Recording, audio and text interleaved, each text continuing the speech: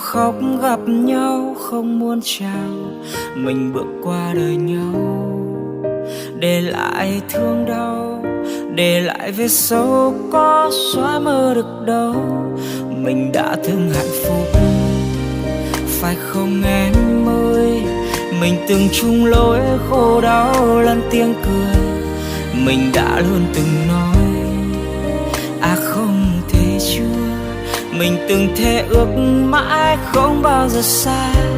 Mà cớ sao ta giờ đây bước qua đời nhau, rồi trái tim ta phải đau nhớ nhung vì nhau.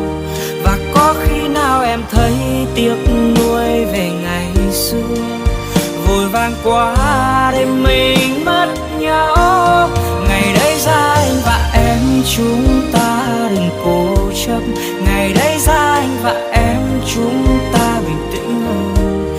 Ngày đấy ra anh kìm nén mỗi khi mình cãi vã, để hai ta sẽ không bước qua đời nhau.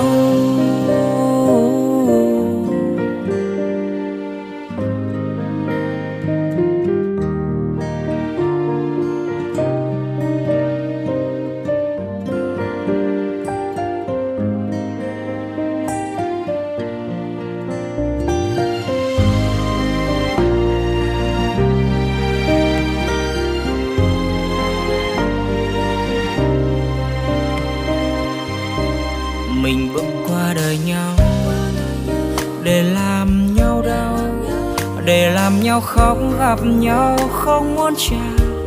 Mình bước qua đời nhau, để lại thương đau, để lại vết sâu có xóa mơ được đâu. Mình đã từng hạnh phúc, phải không em ơi? Mình từng chung lối khổ đau lẫn tiếng cười.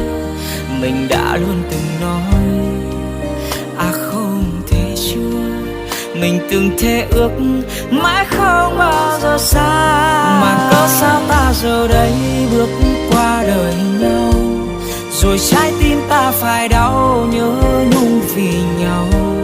Và có khi nào em thấy tiếc nuối